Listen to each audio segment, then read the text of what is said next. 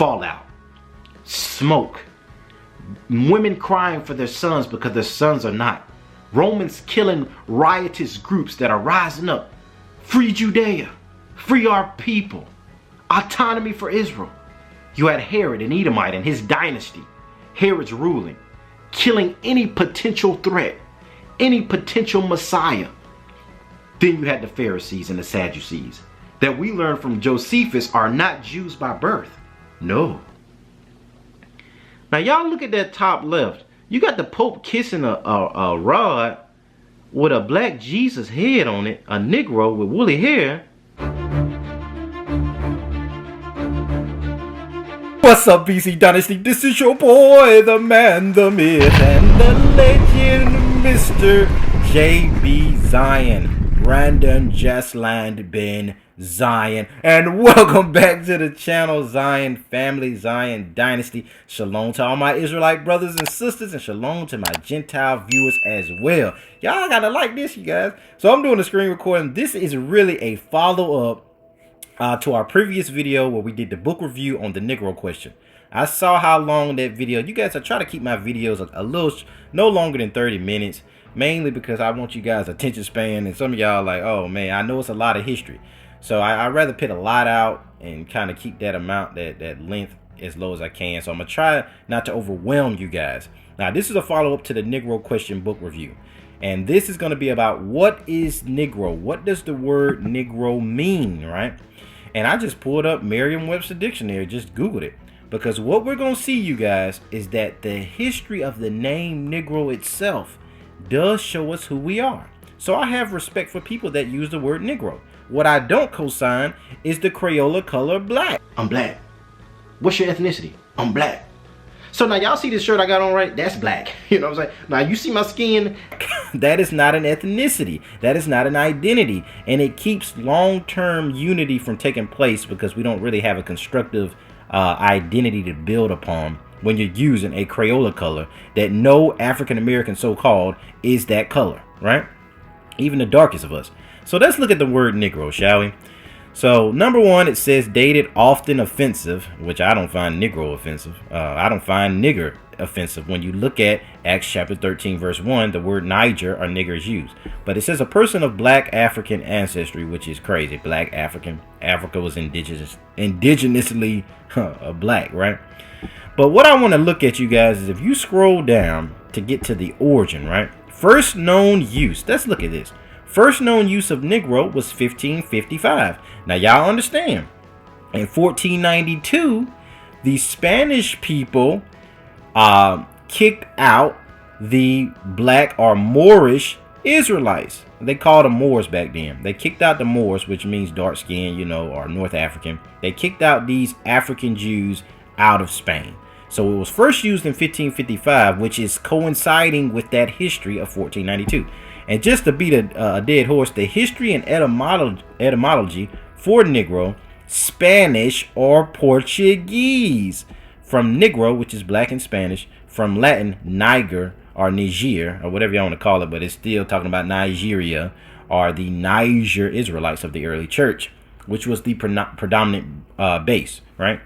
Dark-skinned Hebrews. You had some fairer-skinned Israelites, but the majority of them was pitch black, and they were called Niger, like Paul and Barnabas. So I thought this was interesting, you guys. Shout out to Brother Benea Israel, you guys. That brother is used by the Most High Yah with this history, you guys. So we see that the word Negro is Spanish. So it shows that the way we call ourselves Negro shows our Spanish history. And now I'm finna prove that thing, you guys. Now I'm gonna give you guys a review of my own personal DNA story. So if you guys choose to do yours, you can know what to expect, right? So with 23andMe, let's get the ball rolling. This is my paternal haplogroup. As you guys may or may not know, according to Numbers chapter 1, verse 21, we map our ancestry by our father. So when you're saying, well, how do I know if I'm an Israelite? If your father's father goes back to a slave ship, those tribes are Israelites. So if you go back to, if you're E1B1A, or even some, I've seen some E1B1B perhaps, but we know E1B1A for sure has Israelite history. So now they changed the nomenclature. Mine says EZ16052. But I had already printed out before they changed it as EL485, which is E1B1A. And I'm going to prove that. So if you guys do your 23andMe and you do your paternal haplogroup, you're looking for E1B1A. And if you guys have any questions about that, message me and I will show you how to find out if you're E1B1A. And shout out to the Honorable Dr. Benai Ephraim for a lot of this groundbreaking research connecting E1B1A to ancient Israel. Those tribes that we were taken from. So that means that, okay, all that's saying, I'm going to repeat that, is that your father's father's father goes back to a slave ship. And that would be E1B1A.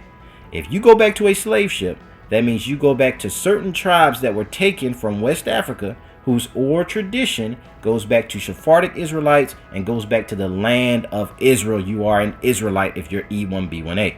So mine says EZ16052.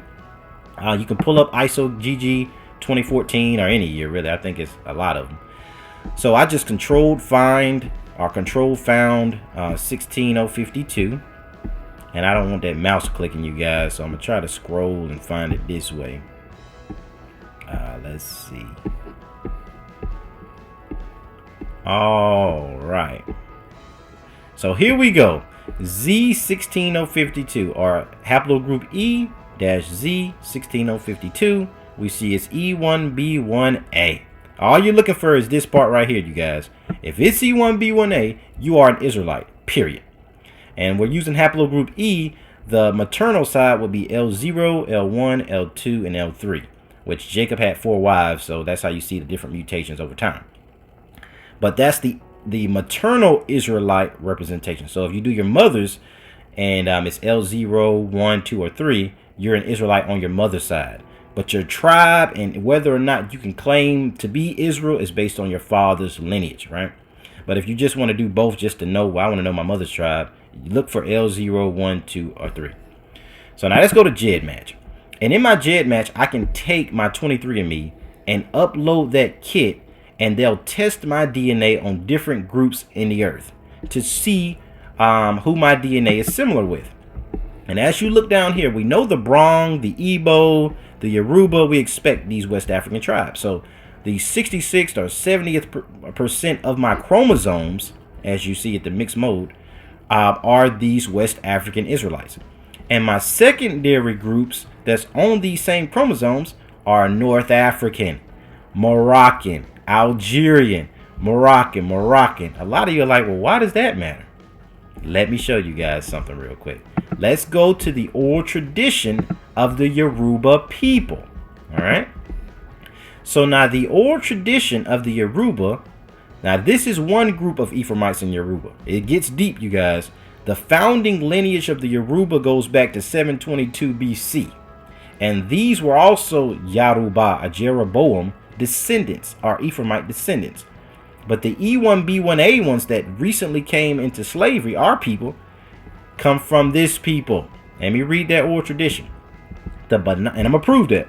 The Bani Ephraim, children of Ephraim, from Nigeria, live among the Yoruba nationalities.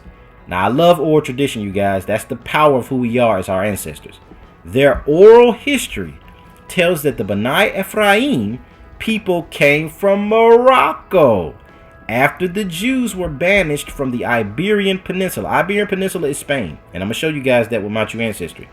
They were banished from Spain after 1492. That's when Christopher Columbus sailed the ocean blue. He had to get a license from Queen Isabella to be able to know where the slaves were that he took. He informed the European nations. And that's how we got to America, you guys. Because we were refugee Jews that went into North Africa, that were in Morocco, and migrated to present day West Africa, Lam and that kind of thing, Nigeria. Now, this is the oral tradition of the people. They even speak Moroccan Arabic, Yoruba, and Aramaic, which is more Babylonian, but a lot of ancient Israelites spoke the language. They are known by the Yoruba people, and that whole Babylonian thing goes back to the Assyrians and Nimrod and a lot of history, Muhammad Bello. They are known by the Yoruba people as the Imo Yokwaim, or strange people. Unlike other African Israelite communities, so that shows you it's a lot of them, you understand, in Nigeria, the Bani Ephraim have a Torah scroll, and portions of which they keep in the sanctuaries. All praises be to the Most High Yah. So now that's why when you look at my JED match, it shows this North African influence because our people migrated from there. Let me show you another testing project. Now you see the Fang people go back to Judah, and I have to do a video on the Fang people. But you see the secondary North Italy. That's like Rome. Why is Italy in there? Our people were taken there, so I'm gonna have linkage to those people. Moroccan Jews. French Basque was like intermediate between Spain and Europe. Some of our ancestors were banished from there in like 1397 or so. Moroccan Jews, North African Jews, I seen people have Libyan and Algerian and Ethiopian. Oh, speaking of Ethiopian, well, that's a whole nother project, you guys. I think that's MDLP, but for the second time, you guys, I do a follow-up. So now let's go to My True Ancestry. And y'all check out the other videos I did on the Yoruba where we go into great detail on these things as well. So My True Ancestry builds upon GEDmatch in that it doesn't just test your DNA with modern populations, but it takes ancient archaeological dig sites into consideration. So now you can test your DNA based on all periods of history to get a more accurate picture. Because if you're related to a group of people that are not here, or that they don't exist modernly, this is why My True Ancestry is wonderful. They can test you based on those dig sites.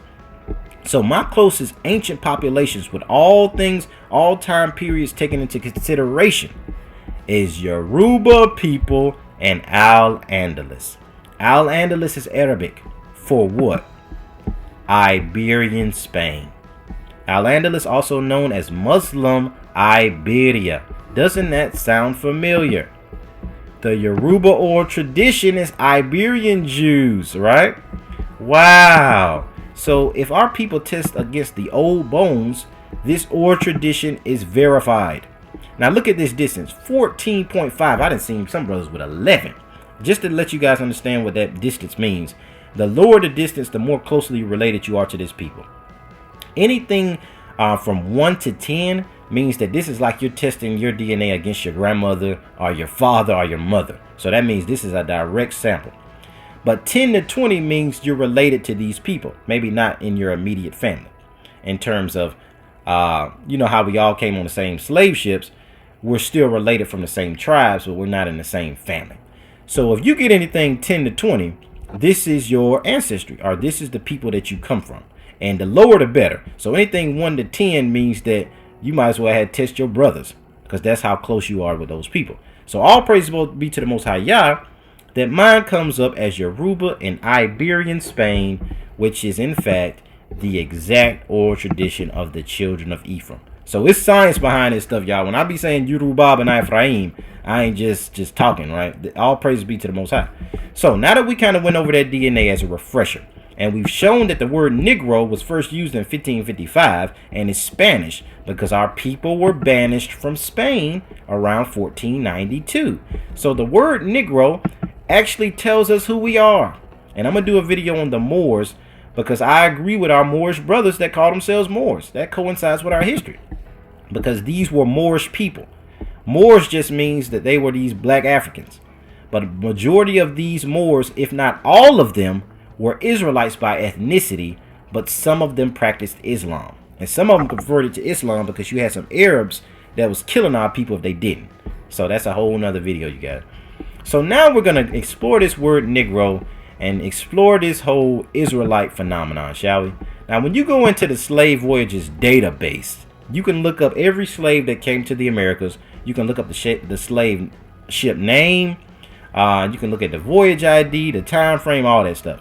So now I typed in Yah, and a lot of Israel already has done this, but it shows you how many of our forefathers had Yah in their name. If my people who are called by my name, right? But the origin is Igbo. What? Igbo. And some of them don't list it because they already know, right? But you also see Hebrew, which is where you see Igbo is a corruption of Ivri, which is where you get Hebrew from, which the ancient word Hebrew or Hebrew or Hebrew is Ivri, right? And you see Benai, Biafra or Bani is where a lot of these slaves were taken from, right? Now, when you look at the map, the ancient map that the colonizers used to map out Africa and know where to get these slaves from, you see down here Yemen Jews, right? Falashan Jews, Berber, Moorish, and Negro Jews. Whoa! Now you see that Moorish and Negro because these Negroes were Moors. This coincides with the history, right? Now a lot of these Falashas are Ethiopians, and those are the ones they airlifted. But look, what about all the rest of these Jews in Africa? All the red that you guys see are Israelite groups in Africa. And you see how we're heavily concentrated out east, heavily concentrated up north because they were coming from Spain. As you guys see, Spain is right here connected to Morocco. And you see all these Jews that migrated into the continent when we were banished. And some had been here, as you see right here, pre-exilic Yahwism. This is before the Roman Catholic Church. This is before even the advent of the Christian era. We have ancestors that are making sacrifices, that are keeping the law as given the Torah unto Moshe Hanavi to this day, right? But look down here, the B'nai Ephraim, where Nigeria is. You see Nigeria right here? You have some Levite cities in there as well. And you know, up north is the House of people. But you see a lot of Israelite dynasties up here as well. So even though a lot of our North Nigerian House of brothers are Muslim, a lot of them became Muslim because they was going to be put to death if they didn't. There was a lot of North Africa has a lot of Islamic influence because of Arabia and how the Arabs was going in there converting the Maghreb Israelites like Daya, the Afriyat family, to Islam. So that's why you have a lot of Islamic influence. So I do understand the argument that Islam is the black man's religion, because Islam is a indigenously African religion that the Arabs brought into the continent around 600 AD or so.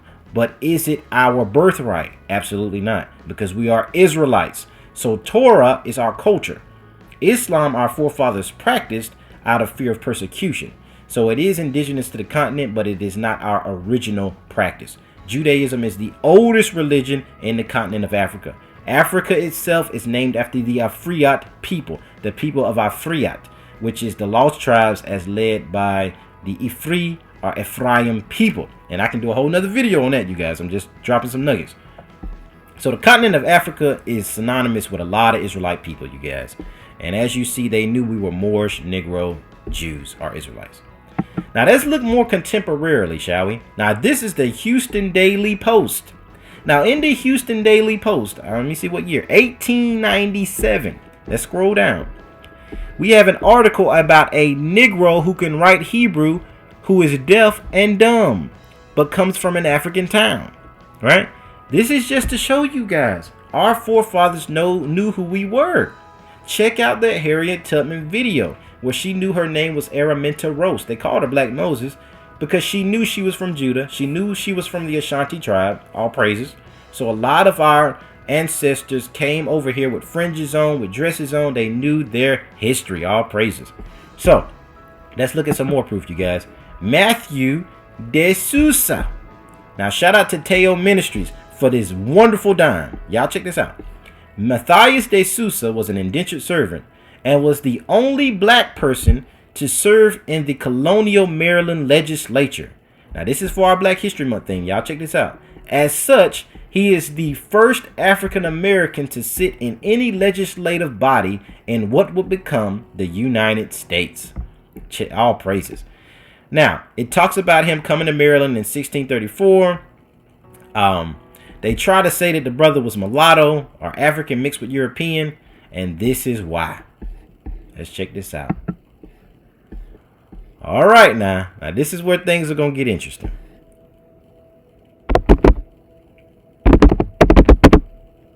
Now, check this out, family.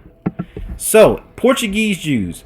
Many Sephardic Jews from Portugal fled persecution and came to the colonies.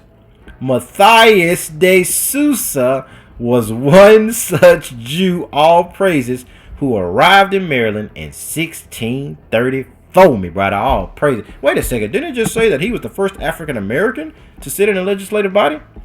But over here it says he was a Sephardic Jew. Let me get that now. Many Sephardic Jews fled. Matthew de Sousa was one such Jew. Oh, now we see that Spanish history. The word Negro is Spanish in origin. And that's how Christopher Columbus sailed the ocean blue and knew about the Moors that were in the Americas and knew to go tell Europe, I want some of them slaves from the west coast of Africa, because they had just been banished. The Sephardic Jews is the true identity of the so-called Negro. We are Sephardic Israelites. A lot of us Ephraim, some of us Gad, some of us Naphtali, some of us Zebulun, some of us Manasseh, some of us Levite like the Limba, some of us Judah like the Ashanti. It's a lot of tribes in Africa, family.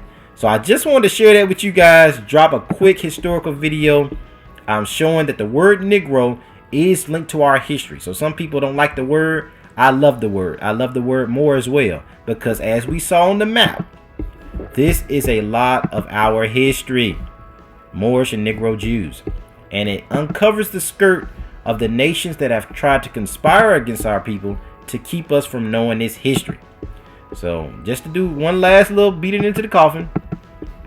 You see, I'm Yoruba and Al-Andalus. Al-Andalus is Muslim Iberia, and the very old tradition of my ancestors is that they are the children of Ephraim who were banished, that came from Morocco. You saw this in my JED match, Moroccan Jews, right? And that's it, family. So are we Negroes? Yes. Do I agree with the word? Absolutely, right? I do not have respect or co-sign the word black. That's a color. It ain't facts no more. It's a Crayola color. And two continents slapped together does not tell you your ethnicity. It just says that you're an African living in America. But what tribe do I come from in Africa, right? And what's the oral tradition of that tribe? Our people fit the curses of Deuteronomy 28, and our forefathers know it, right? So with that, y'all, peace, love, blessings, and black power to the chosen people. We are not a Crayola color. We are, in fact, the very children of the Most High Yah, the children of Zion, the seed of Jacob, sons of Israel. And with that, family, peace, love, blessings, shalom.